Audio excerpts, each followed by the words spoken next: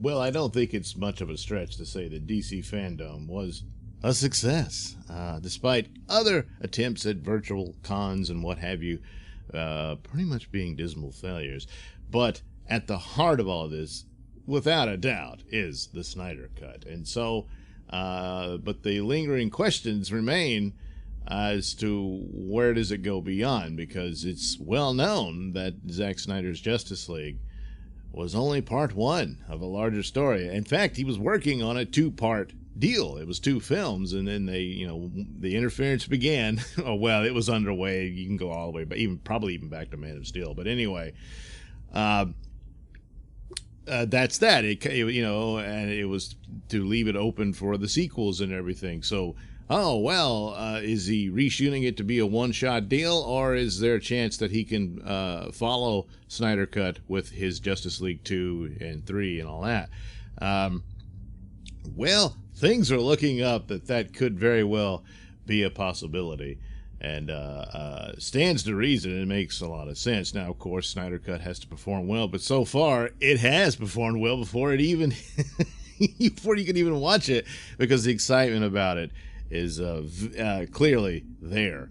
And this is all exciting news for AT&T, which is why they championed this and want it to happen for the HBO Max streaming service.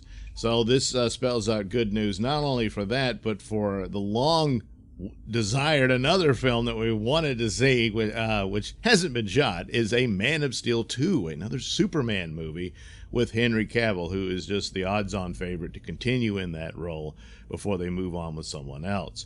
So Mikey Sutton, who is one of the big scoopers on all this sort of stuff, and so I checked out his Geekosity Mag article on this, and also the Bounding into Comics article on it, which kind of elaborates on the situation. But saying that, yes, there's renewed interest in Zack Snyder pursuing further Justice League films after this, and Man of Steel 2. And it certainly makes a lot of sense, as it all fits in as to what I said. So it's like the excitement for Snyder Cut even beats out the excitement for Wonder Woman, which at this point is true. Wonder Woman is one of their bigger successes out of those DCEU films, and there's still interest in it. Of course, there's still the problem with, where can you see it, if you're going to have a theater or not? I mean, some theaters look like they'll be open, but in other areas, maybe not. So that's a bit of a problem for all films trying to debut in theaters. So Wonder Woman is supposed to have already been out, So, yeah, it's really a bit of a bummer on that, which is, not the fault of anybody involved with Wonder Woman, but, these things happen. But meanwhile, Snyder Cut, of course, will be on HBO Max. It will be a 4-part series, which I think is very wise. Apparently there will be an option to see it as a full cut together film, so should you so desire.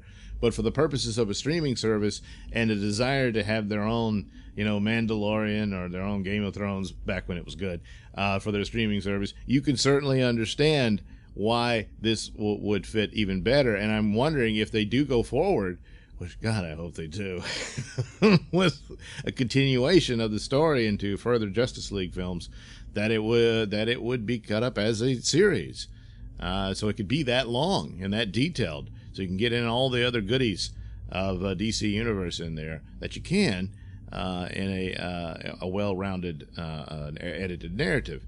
So this is all just really good, and it's a rumor, but boy, it just makes sense. Now, Snyder Cut could possibly crash and burn, but I really doubt it. So full steam ahead looks like to me, and then we can finally, because I was a little bummed, DC Fandom, there's no mention of a Superman project or anything like that. And even though, because like Black Adam, which was interesting that, you had, but basically that's a voiceover by Dwayne Johnson and some artwork sort of animated. And, he give you an idea of the look and feel of what his film will be. It seems like if they had a project ready to go, they could have done that with the Superman thing as well, even though there's no footage or anything. But no, so there is at least ready to go for anyone to hear. a Superman project just yet, but I think it is certainly in talks and in the works, and that it's just a matter of time. And of course, Henry Cavill wants to do more Superman, and it's one of those things where it's left unfinished, I'm sure, for him, you know. And I'm hoping that feeling is also within Ben Affleck, if they can lure him back for further Batman and not just playing a cameo in the Flashpoint film. Yeah, I want to see more Batfleck.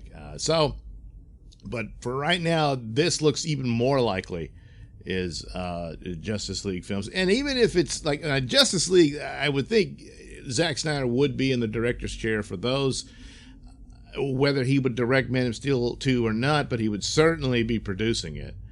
And it would be his vision and version of it.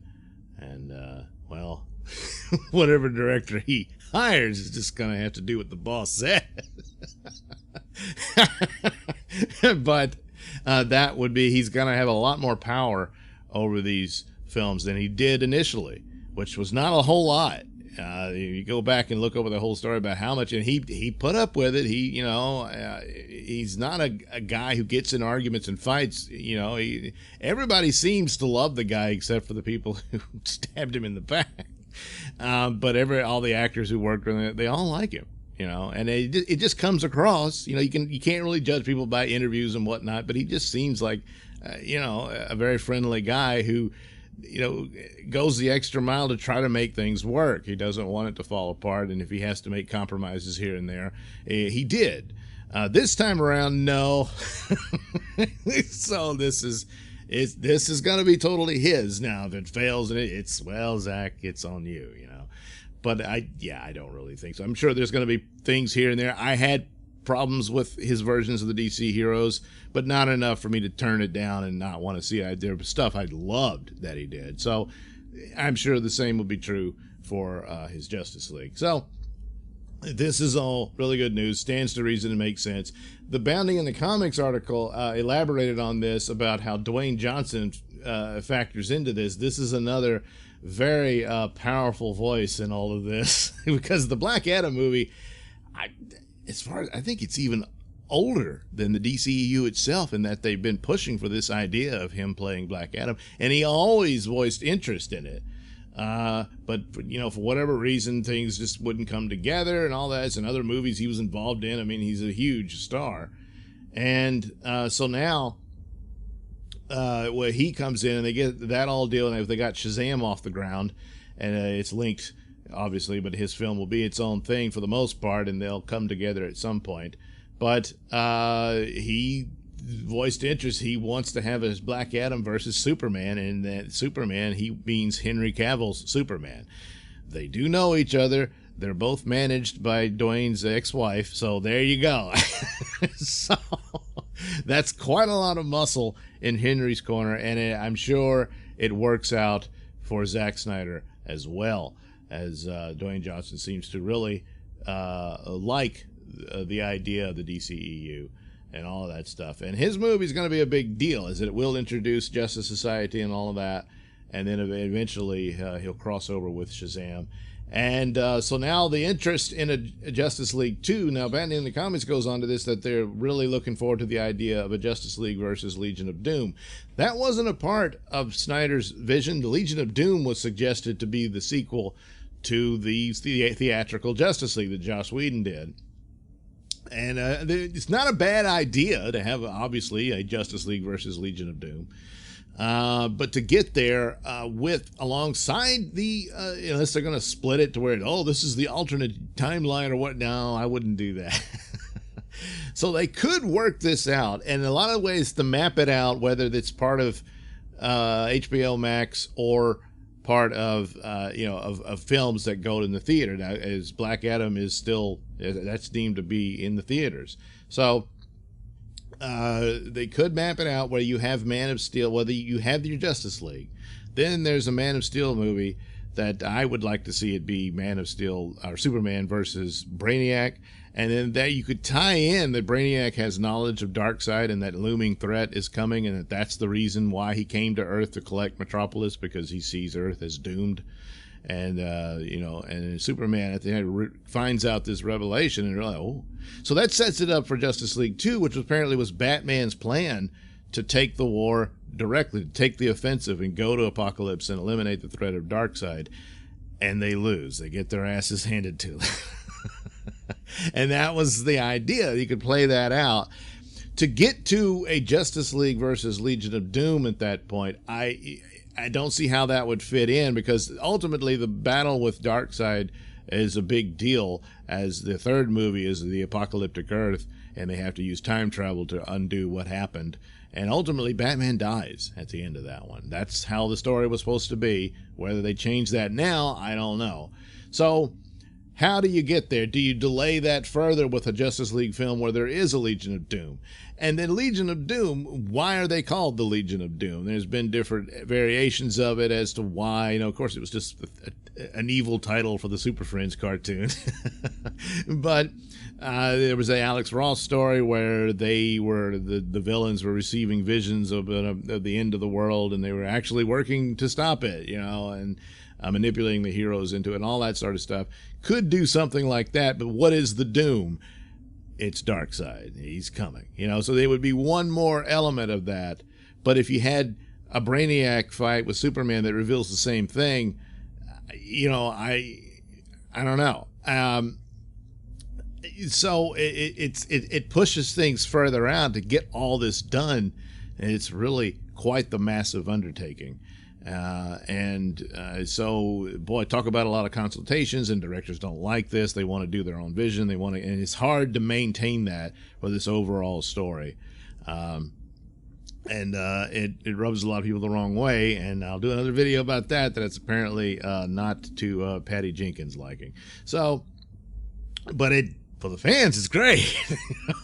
It's this full fleshed out story, and that the ultimate big battle really pays off when you've had all this other lead up to it. So Legion of Doom film, you could have that plays into it with Lex Luthor and the like, and Black Adam gets suckered into that, and then ultimately Black Adam, he's going to be the anti-hero. He didn't mean to be the villain, but he's very brutal and raw in his form of justice, and that's the back and forth with him. And so ultimately how the story of Black Adam ends, probably with a sacrifice, where he does something very heroic to save the day. But it could involve the battle with Darkseid or other stories that it's fleshed out through the Shazam films. So it's all looking up from when it seemed to be just in ruins and all they had was Wonder Woman and Aquaman, and then they're just going to move on with standalone films and try that. And now DCU is alive and apparently well. And all of this, and you can thank, of course, Snyder Cut prominently, but also Dwayne Johnson here saying, yeah, this is what I want. If I don't get Henry Cavill Superman, I don't know that I want to sign on. So then you had the stories about Henry would be doing cameos in other films, which they wanted him to do initially, and he kind of balked at it, you know. But that might play to his advantage now to flesh out this DCEU even more, that he's, you know, the connected tissue of it all, being Superman. And then ultimately he gets his own Superman film, which is what he really wants, and he should get it, because it's really embarrassing that there hasn't been one at this point.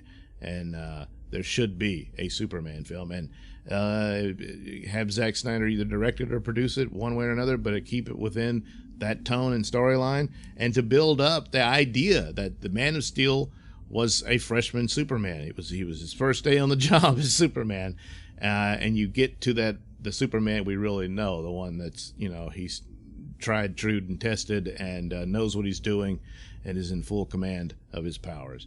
And that would be a great thing to see. So, yes, a lot of things looking up.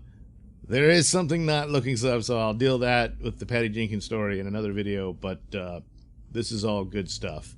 And stands to reason and makes a lot of sense that a lot of it, more than likely, is absolutely true. At least discussion. It just makes perfect sense that they would talk about it. I don't know what roadblocks could come up other than what happens next year with Snyder Cut, but right now looks pretty good to be Zack Snyder, and his Justice League films. All right. Thank you for watching and listening. Why not like and subscribe and check out that link description below. That'll take you to my mini stores that have plenty of goodies for you. You know, hats, mugs, stickers, posters, all that goody stuff. Plus, you can head over to indieplanet.com and pick up a copy of my comic book Night Night. Oh, yeah. Plus, you can also catch my podcast, Mr Nailsin Show, over at RadioMisfits.com. And you can also watch my videos on my channel at BitChute. That's the Mr Nailsin channel on BitChute.com.